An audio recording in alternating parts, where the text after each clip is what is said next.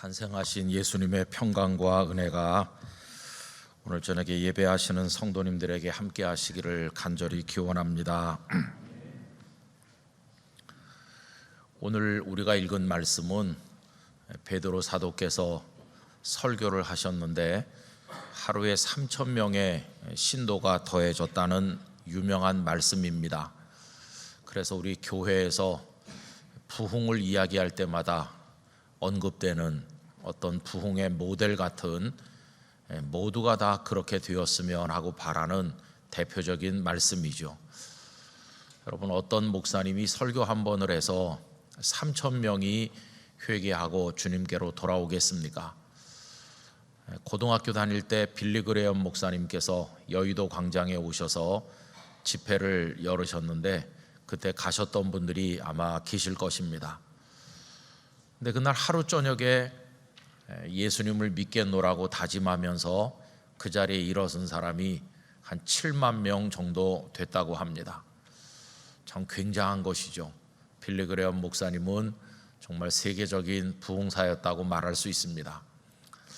그런데 그거는 여러 이제 교회 조직이 이미 있어서 우리 한경직 목사님도 수고를 많이 하셨고 또 많은 교회 조직이 가동이 돼서 열심히 전도해 왔죠. 그래가지고 여의도 광장에 갑시다 이렇게 해가지고 많이 이렇게 모셔온 가운데 이루어진 것이고, 오늘 여기 베드로 사도께서 설교한 것은 무슨 교회 조직이 있는 것도 아니고 그저 오순절 절기가 되었기 때문에 흩어져 있던 유대인들이 모여들은 어떻게 보면 우발적인 군중이라고 할 수 있습니다.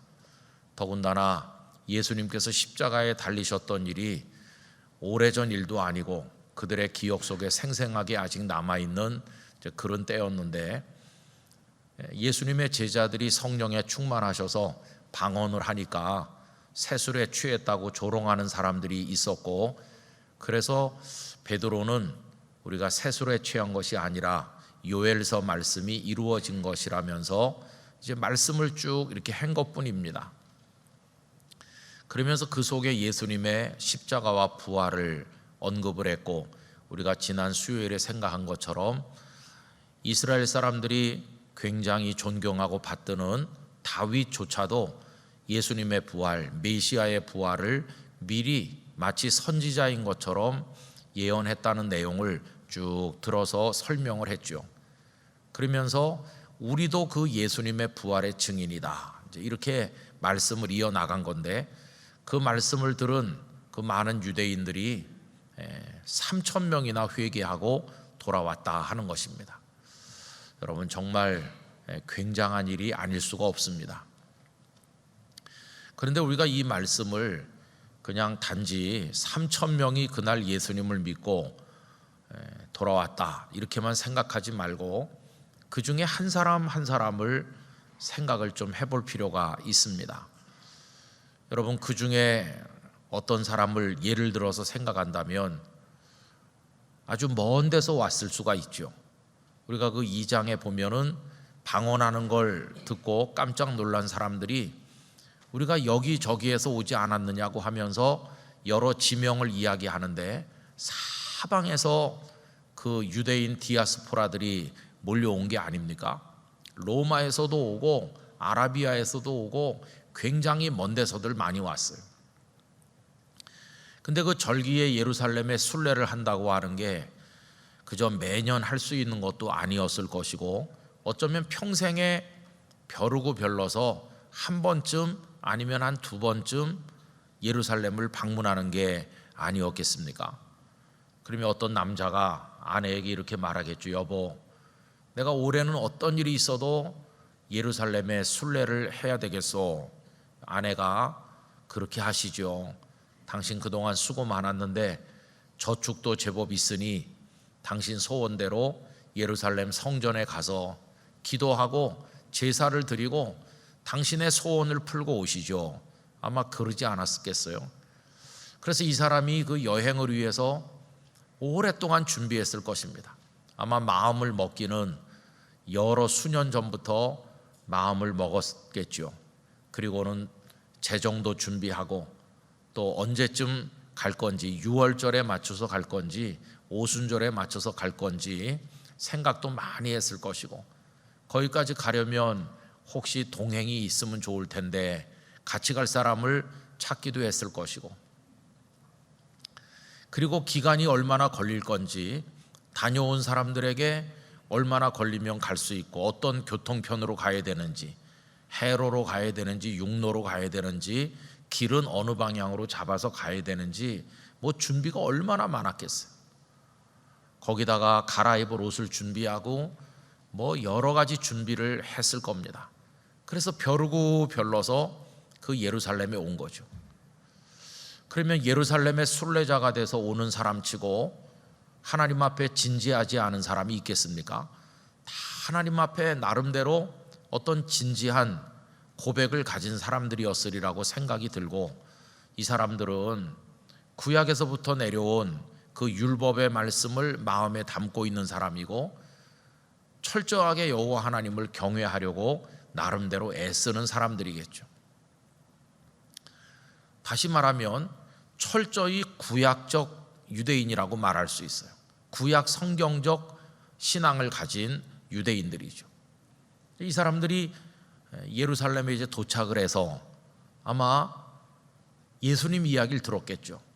얼마 전에 여기 굉장한 소요가 있었다. 그래서 어떤 일이 있었습니까? 당신 혹시 그 예수라는 선생에 대해서 들어봤느냐고? 글쎄요, 예루살렘에서 과히 멀지 않은 곳에서 온 사람들은 예수님의 소식을 들었을 가능성도 있지요.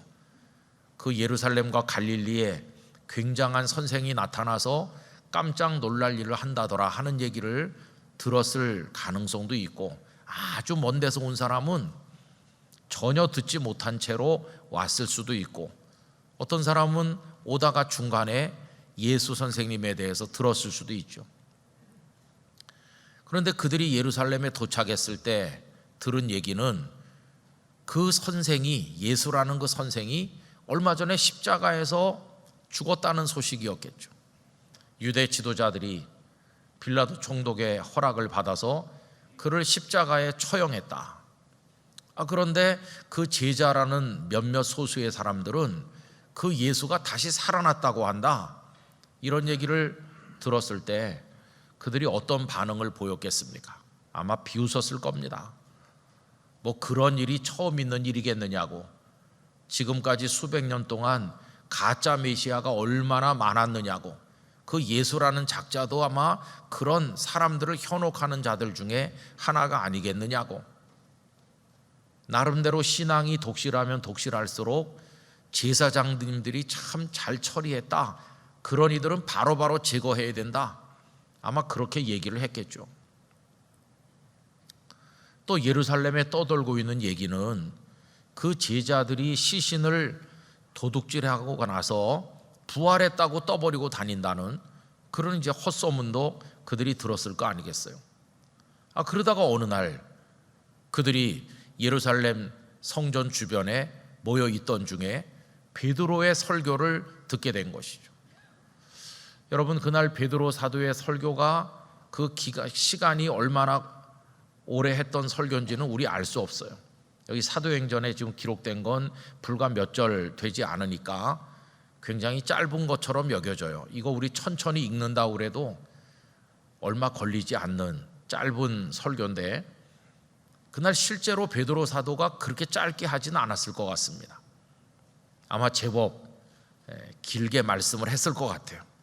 그런데 어쨌든 그날 많은 사람들이 그 베드로 사도의 설교 말씀을 들었는데 그 결과가 뭐냐 하면 뒤집힌 겁니다. 완전히 뒤집혀서 그 중에 3,000명이 회개하고 세례를 받는 거죠. 오늘 읽은 말씀 가운데서 여러분 38절에 보시면 베드로가 이르되 너희가 회개하여 각각 예수 그리스도의 이름으로 세례를 받고 죄사함을 받으라 이렇게 말하잖아요.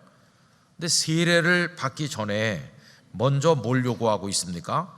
회개하여라고 얘기하고 있어요. 그러니까 지금 베드로는 그냥 아무나 다 오세요. 원하는 사람 다 오셔서 자, 세례를 베풀겠습니다. 이렇게 값싼 싸구려 세례를 베푼 게 아니었어요. 베드로는 회개를 요구했습니다. 당신들이 그동안 생각해 왔던 것이 틀렸다는 것을 인정하라. 그리고 당신들 중에 예수님을 십자가에 못 박으라고 소리 지른 자가 있다면 그게 잘못되었다는 사실을 인정해라. 그리고 구약적 신앙을 가지고 율법에 의지해서 뭔가를 할 수 있다고 생각했던 오래된 당신들의 고정관념을 버려라. 그리고 이 예수님만이 당신들의 진정한 구주요, 구약 성경에 예언된 메시아요, 이분 외에는 구원자가 없다는 사실을 인정하고 받아들여라. 이게 회개를 요구하는 거죠. 한마디로 말하면 지나간 수십 년 동안 그 조상적부터 물려왔던, 태어나면서부터 골수에 박히도록 교육받았고 그들이 가지고 있고 고백했던 그 지난 세월의 모든 신앙과 신념의 체계를 다 버리라는 거죠. 다 버리고 그 빈자리를 예수 그리스도로 채우라. 이걸 베드로는 요구한 거죠. 여러분, 요즘에 우리가 교회에서 세례를 베풉니다마는 조금 너무 값싼 세례가 아닌가 이런 생각을 할 때가 많이 있습니다. 부산에서 목회할 때 어떤 젊은이가 와서 저한테 이렇게 말했어요. 목사님, 제가 이번에 큰 은혜를 받았는데 세례를 좀 받으면 안 되겠습니까? 이렇게 묻는 거예요. 그래서 제가 그 세례를 받으면 좋죠. 그리고 이제 나중에 보니까 이 사람이 세례를 받았다는 거예요, 벌써. 그래서 그 청년부 담당 교역자가 저에게 하시는 말씀이, 목사님, 그 사람이 군대에서 다 세례 받았어요. 세례 받았는데 왜 또 받겠다고 그러지? 그때는 엉터리로 받았기 때문에 요번에 진짜로 받고 싶다고 그래요. 어떻게 하죠? 제가 그 청년을 불러가지고 잘 설명했어요. 군부대에서 받은 세례가 엉터리인지는 잘 모르겠지만은 세례는 2번 받는 일은 없다. 그때는 형식적으로 받았다면 이번에는 성령님을 통해서 마음으로 받으면 되는 거지 물세례를 또 받을 필요는 없다. 이렇게 설명을 해줬어요. 그런데 여러분, 우리가 행하는 세례에 회개를 요구하는 세례인가? 근데 베드로는 회개하여 이걸 요구했어요. 자, 그러면 이제 어떤 사람이 지금 예루살렘에 와서 순례를 하러 왔다가 베드로의 말씀을 듣고 지나간 세계가 무너지는 거죠. 내가 조상으로부터 배웠던 거, 율법을 지켜서 의를 행해야 된다는 거, 그리고 그 예수 선생은 선동가고 십자가에 죽인 게 잘 된 거라는 거, 이런 생각을 다 가지고 있었는데, 그리고 나도 예수를 십자가에 못 박으라 그렇게 소리 지르지 않았던가. 그 3,000명 중엔 다양한 사람이 들어있을 텐데요. 근데 그날 그들이 이제 달라진 거예요. 어떤 사람이 순례를 마치고 집에 돌아왔는데 아내가 보니까 남편이 옛날 남편이 아니에요. 좀 달라졌어요. 그래서 그 아내가 남편에게 물어보겠죠. 당신 예루살렘에 가셔서 무슨 일이 있었어요? 남편이 당신 좀 이리 와서 앉아보라고, 애들도 다 와서 앉게 하고, 내가 메시아를 만났다고. 당신이 메시아를 어떻게 만나요? 직접 그분을 뵙지는 못했지만 그분의 제자를 통해서 내가 정말 경천동지할 이야기를 들었고, 아무리 생각을 해봐도 그 말씀이 진리고, 그래서 내가 세례를 받았다고. 세례가 뭡니까? 지난 세월에 내가 주장했던 거, 내가 고백했던 거, 그게 잘못됐음을 인정하고 그걸 버리고 이제는 예수 그리스도를 나의 구주로 믿고 그분 외에는 구원자가 없음을 깨닫고 내가 이제 세례를 받고 돌아왔다. 그리고 가족들에게 얘기하겠죠. 그 예수 그리스도가 어떤 분이셨는지, 어떻게 십자가에 매달리셨으며 어떻게 부활하셨으며 그 부활의 사실을 자신이 어떻게 믿음으로 받아들이고 고백하게 됐는지, 그리고 세례를 받을 때 어떻게 성령께서 자신의 속에 역사하셨는지 그런 얘기를 가족들에게 쭉 얘기하지 않았겠어요. 그리고는 이제 우리 가정은 예수 그리스도를 믿는다. 그래서 가정 예배를 시작을 하고 그 사람이 또 이웃에게 전도하고 그래서 거기 또 믿는 사람들이 모여들고, 여러분 로마 교회가 사도 바울이 로마에 가기 전에 벌써 세워져 있었고 믿는 사람들이 있었는데 어떻게 로마에 바울이 가기 전에 믿는 사람들이 그 공동체가 형성돼 있었을까요?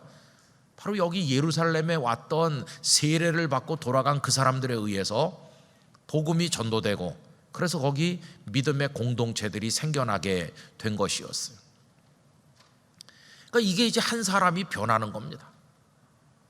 또 어떤 사람은 저녁에 집에 왔는데 좀 기색이 달라져서 왔겠죠. 당신 무슨 일 있었어요? 그러니까 그 남편이 아내에게 좀 앉아보라고, 오늘 내가 성전에 올라갔다가 그 예수의 제자라고 하는 베드로라는 사람의 얘기를 들었는데 우리가 그 예수를 십자가에 못 박은 게 큰 죄라는 걸 깨닫게 됐다.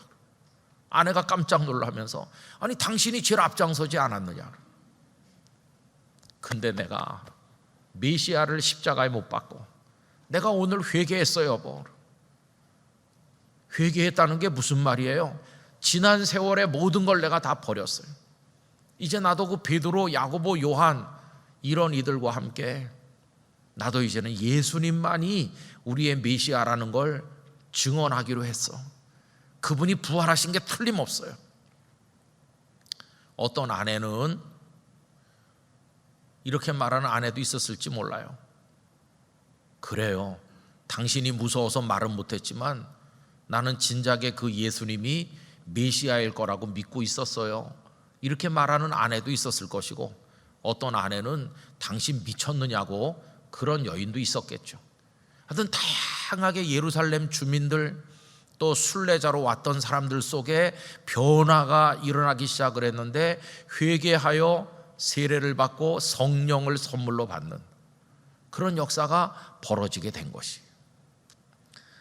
저는 38절의 역사가 오늘 영락교회에서도 이루어지기를 원합니다. 이게 꼭 일어나야 되는 거죠. 회개하여 지난 세월에 우리의 신념과 생각을 다 버리고 예수 그리스도의 이름으로 세례를 받고 그리고 죄사함을 받고, 지난 세월에 아무리 주님을 대적하고 나쁜 생각과 못된 신념, 왜곡된 것으로 우리의 삶을 이끌어왔다 할지라도 예수 그리스도 앞에 나오면 그 십자가 보혈로 죄사함 받을 줄로 믿습니다.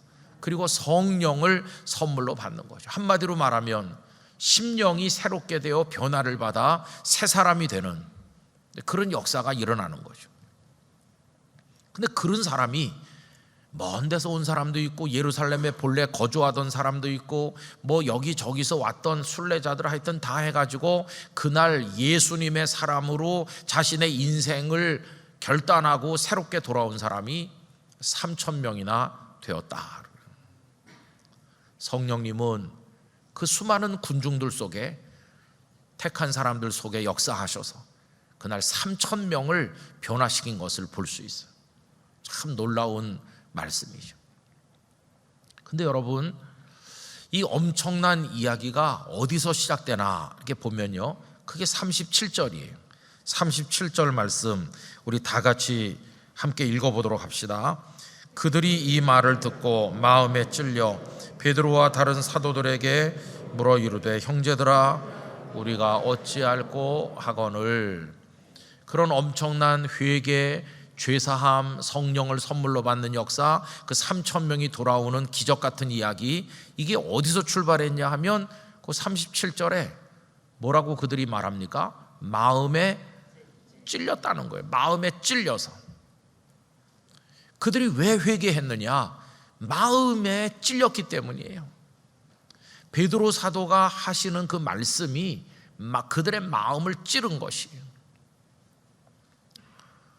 마음에 찔리지 않았다면 그들이 탄식하지도 않고 우리가 어찌할꼬 이렇게 묻지도 않았을 것이고 회개하지도 않고 당연히 예수님의 사람이 되지도 않는 거죠. 그래서 여러분, 한 사람이 변화되는 새로운 존재가 되는 영적 변혁, 위대한 변화, 그 출발점이 어디냐 하면 마음의 찔림을 받는 거예요. 마음. 여러분, 여기 마음이라고 번역된 카르디아라고 하는 이 헬라어 단어가 신약 성경에 굉장히 많이 나옵니다. 마음은 눈에 보입니까? 마음은 눈에 안 보입니다. 눈에 보이는 건 우리 몸이 눈에 보이죠. 이 몸은 물질이기 때문에 눈에 보입니다. 그러나 마음은 이 몸 속에 있다고 보통 생각하는데 눈에는 안 보이는 거죠. 근데 그 헬라적 사상에서도 그렇고 유대인들도 이 카르디아를 어떻게 생각했느냐 하면 눈에는 보이지 않지만 눈에 보이는 이 몸을 움직이는 중심이다, 이렇게 생각했어요. 여러분, 이건 유물론과 정반대라는 걸 알 수 있어요. 유물론은 한 개인의 인생이나 이 세계를 움직이는 중심이 물질이라고 생각하는 거죠. 그런데 이 카르디아를 생각했던 사람들은 이 몸을 움직이는 것, 물질을 움직이는 것이 보이지 않는 마음이라고 생각했어요. 유심론이라고도 할 수 있죠. 유물론이 아니고. 더군다나 이 몸을 움직이는 중심일 뿐만 아니라 이 카르디아는 어떤 사람이 용기를 가진다고 할 때 그 용기가 솟아나는 것이고, 어떤 결정을 내린다고 할 때 그 결정이 이루어지는 자리, 그 다음에 이 사람이 뭔가를 자각하는 거, 이렇게 깨달을 때 그 깨달음이 이루어지는 자리, 그게 이제 카르디아라고 생각했어요. 제가 성경 구절을 한 군데 읽어보면 마태복음 13장 15절에 이런 표현이 나옵니다. 눈으로 보고 귀로 듣고 마음으로 깨달아, 이렇게 나옵니다. 여러분, 순서가요, 눈으로 보고 그 다음에 귀로 들어요. 그리고 깨닫기는 어디서 깨닫습니까? 마음으로 깨닫는 것이. 요거를 이제 주일날 우리가 이제 뭐 주일뿐만 아니라 지금 이 시간도 마찬가지지만 예배를 드리러 나와서 은혜를 받는 과정에 연결해서 생각을 해보세요. 예배당에 들어와서 앉으시면 먼저 눈에 뭐가 보입니다. 이 강단도 보이고 꽃꽂이 해놓은 것도 보이고, 예배 인도하는 목사님이 단위에 올라오면 목사님도 보이고, 설교하는 사람 얼굴도 보이고, 이게 다 눈으로 먼저 봅니다. 그리고 이제 귀로 듣는 거죠. 찬송가를 부르면서 듣고, 또 찬양대 찬양도 듣고, 또 말씀이 봉독되는 것도 듣고, 설교도 듣고, 다 듣습니다. 그런데 많은 경우에 거기까지죠. 눈으로 보고 귀로 듣고 그냥 집에 돌아가는 이가 많은 거죠. 그 다음에 하나가 더 일어나야 되는데 마음으로 깨달아. 여러분, 이게 우리 성도님들 매 주일 예배할 때마다 이루어지기를 원합니다. 마음으로 깨달아가 없으면 그냥 눈으로 보고 귀로 듣고 그냥 돌아가면 변화가 일어나질 않아요. 마음으로 깨달아가 결정적으로 중요한 거죠. 왜? 그 마음이 뭔가가 이루어지는 자리니까. 그 마음에서 변화가 이루어져야 우리 몸도 그에 따르는 것이고, 거기서 결정도 이루어지고 용기도 생기고 의지적인 어떤 변화도 그 마음에서 이루어지는 것이니까. 여러분, 또 예물 바치는 것과 관련해서 고린도후서 9장 7절은 이렇게 말했습니다. 각각 그 마음에 정한 대로 할 것이요 인색함으로나 억지로 하지 말지니 헌금을 드릴 때 마음에 정한 대로 해라. 내가 하나님의 은혜를 생각을 하고 하나님 앞에 예물을 드리는데 11조 예물, 감사 예물, 뭐 여러 가지 예물을 드릴 때 그걸 어디서 정하는 거냐 하면 마음으로 정하는 것이, 마음으로. 그러니까 여러분, 그저 단지 수치 계산으로 내가 한 달에 수입이 100만 원이다. 100만 원이니까 10분의 1은 10만 원이지. 이건 그냥 숫자적인 계산으로 하는 거예요. 그런데 거기 마음이 실려 있는가? 마음으로, 그렇지, 이 10만 원은 하나님의 것이지. 마음 속에서부터 그게 움직여져야 되는 것이에요.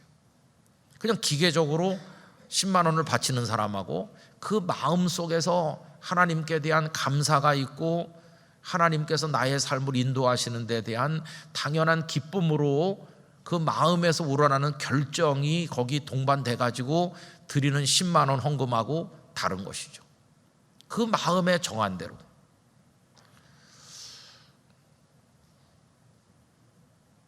그래서 우리의 예물에는 뭐가 실려 있어야 되느냐 하면 마음이 실려 있어야 되는 거죠.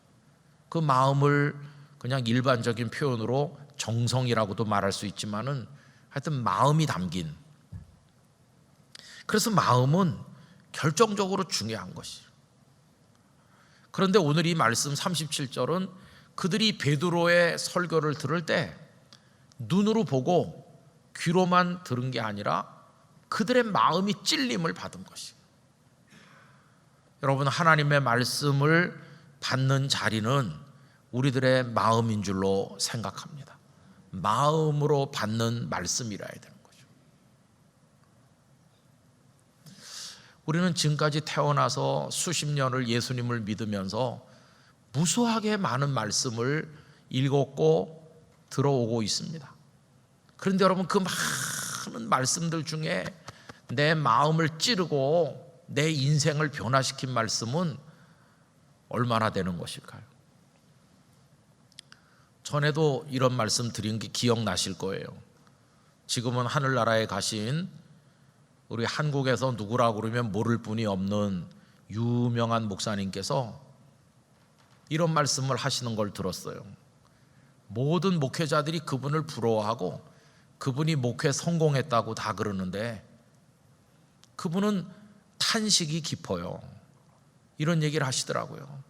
참 내가 목사로 마음이 아픈 게 많아요. 그래서 아니, 목사님 같이 목회를 잘하시기로 정평이 나 있는 모든 목사님들이 모델로 삼고 싶어 하는 목사님이신데 무슨 탄식이 많으세요? 그랬더니 그분이 말씀하신 게 이겁니다. 그 교회도 주일날 예배를 여러 번 드리는데 목사님이 일부 예배로부터 계속 설교를 하시잖아요. 근데 일부 예배 그 교회에 말쑥하게 차려입은 남녀가 요 앞자리 쪽에 나와서 매주일 그 정해진 자리에 앉는다는 겁니다. 그리고는 말씀을 선포하면 아멘 아멘 그러면서 열심히 듣는데요. 그리고 이제 예배가 끝나서 목사님 저 뒤에 출입문에 나가서 인사를 하면 그 두 사람이 와가지고 90도로 인사하면서 목사님 오늘 은혜 많이 받고 갑니다 이런다는 거예요. 그런데 목사님은 가슴 속에서 분노가 확 치밀어 오른대요. 그 목사님의 표현을 빌리자면 그냥 딱이라도 때리고 싶을 만큼 분노가 치민다. 그 이유는 다른 게 아니에요. 이 두 사람이 불륜이거든요. 그거를 목사님은 알고 있는 것이에요. 이 두 사람은 목사님이 자신들을 모를 거라고 생각하고 가장 경건하고 모범적인 신자인 것처럼 앞자리에 와서 아멘 아멘 하고 가지만 목사님은 알고 있는 겁니다. 이 남자의 조강지처가 얼마나 고통 속에 눈물을 흘리고 있는지. 그래서 처음에는 목사님께서 이 두 사람을 너무나 미워했대요. 나쁜 놈들이다. 그런데 그 다음에는 목사님 당신 자신이 부끄러워서 견딜 수 없었대요. 왜 그러냐 하면 그 사람들 미워할 거 없다. 그 사람들이 여러 해를 너의 설교를 듣고 있는데 네가 얼마나 형편없는 설교를 하면 변하질 않냐. 그런 설교나 하고 있는 네가 목사냐. 이런 자책감 때문에 하나님 앞에 괴로워한다. 여러분 어떻게 생각하십니까? 그 두 사람은 계속 듣는 거예요. 계속 들어요. 아까 부른 찬송가 그 후렴이 좀 가사가 변했어요. 지금은 나 항상 듣는 말씀 이렇게 했지만 옛날에는 평생에 듣던 말씀이었거든요. 평생 듣는 거죠. 평생 듣고 또 듣고 보고 또 본다는 드라마 제목처럼 계속 보는데 안 변하는 거예요. 그렇게 뻔뻔하고 양심에 화인 맞은 사람같이 설교를 그렇게 들어도 안 변해. 변하질 않아요. 부끄러운 줄 모르는 그 삶을 계속 사는 거예요. 뭐 설교를 앞으로 더 듣는다 한들 뭐 달라질 게 있겠어요. 여러분, 왜 그런 걸까? 왜 그렇게 교회를 많이 다니고 말씀을 숱하게 읽고 다 외우고 설교를 그렇게 듣는데 왜 회개가 이루어지지 않고 이 38절이 왜 이루어지지 않을까? 그건요, 마음으로 받는 말씀이 아니라 그래요. 여러분, 로마서 10장 10절 이런 말씀이 있잖아요. 사람이 마음으로 믿어 의에 이르고 입으로 시인하여 구원에 이르느니라. 유명한 요절이잖아요. 근데 거기 사람이 마음으로 믿어라고 할 때 그 마음이 그게 이 카르디아거든요. 우리가 예수 그리스도를 구주로 믿는 그 자리가 어디냐 하면 이 머리가 아닙니다. 마음이지, 마음. 그런데 많은 경우에 사람이 머리로 믿어 의에 이르는 줄로 착각하는 거예요. 머리로 아무리 인정하고 성경 말씀을 달달 외우고 머리로 동의하고 그래도 마음으로 믿어가 안 되면은 안 되는 거죠. 마음으로 믿어. 마음으로 믿은 다음에 입으로 시인하는 거예요. 회개하여 주 예수의 이름으로 세례를 받고 죄사함을 받고 성령의 선물을 받는 건데, 그 회개라고 하는 거는 그냥 입으로 하는 게 아니죠. 마음속에 아픔과 눈물과 탄식. 저는 지금까지 목사로 살면서 저를 포함해서 우리 교회 출석하는 이들이 참 옛사람이 변하지 않는다는 걸 많이 느끼고 있습니다. 이제 갓 교회 오신 분들이야 뭐 교회 갓 왔으니까 그럴 수 있겠죠. 그런데 30년, 40년, 50년 모태신앙으로 믿었다는 분들도 자기 자존심 하나 버리지 못하고 저 요만한 자리 다툼하느라고 자기를 버리지 못하고 입으로는 겸손을 말하지만 교만하기 짝이 없고 진짜 변하지 않는 거예요. 왜 이렇게 안 변할까? 그렇게 말씀을 여러 수십 번 읽었다고 그러는데 성경을 손으로 몇 벌씩 썼다고 그러는데 왜 안 변할까? 마음으로 받지 않아서 그래요. 이게 정말 가슴 아픈 겁니다. 마음으로 받지 않으니까. 여러분, 우리가 구원받는데 66권이 다 필요한 게 아닙니다. 단 한 절만이라도 마음으로 받으면 구원받을 수 있어요. 그 어거스틴이 66권 전체로부터 은혜를 받은 게 아니라 그 로마서 13장 끝에 있는 그 몇 절이 그를 변화시킨 거예요. 단 한 절이라도 마음으로 받으면 달라지는 건데 우린 마음은 빼놓고 그냥 머리로만 동의해요. 다 오르신 말씀 아멘 이렇게 하는데 마음은 거기 없는 거죠. 그러니까 우리가 변화가 안 되는 거예요. 전에 그 이제 이천성 목사님 계시던 그 기도원, 유명한 기도원 아시잖아요. 그때는 이제 경춘 가도 도로가 요즘처럼 이렇게 좋을 때가 아니고 길이 좁고 그냥 그 시외버스 타고 콩나물 씨로 같이 갔다가 왔다 이렇게 할 때인데 그때 나온 유명한 얘기들이 있잖아요. 그 목사님이 이제 다리가 나무다리 해가지고 막 쾅쾅하면서 욕도 많이 하시고 참 독특한 목사님이셨는데 하여튼 막 뜨겁고 그러죠. 거기 한월산 기도원 막 가슴이 뜨거워지고 막 눈물을 펑펑 흘리면서 막 회개하고 천부여 의지 없어서 손 들고 갑니다 이거 하고 그리고 이제 집에 갈 때가 문제죠. 춘천에서 오는 시외버스가 드문드문 오는데 그 기도원에서 막 은혜 받고 내려온 분들이 버스 먼저 타려고 싸우는 거 보면은 진짜 회의가 느껴지는 거죠. 아까 그거 지금 뭐 막 욕도 하고 그래요. 아니 아까 그 거기서 회개한 거랑 시외버스 탈 때 모습하고는 너무 다르잖아요.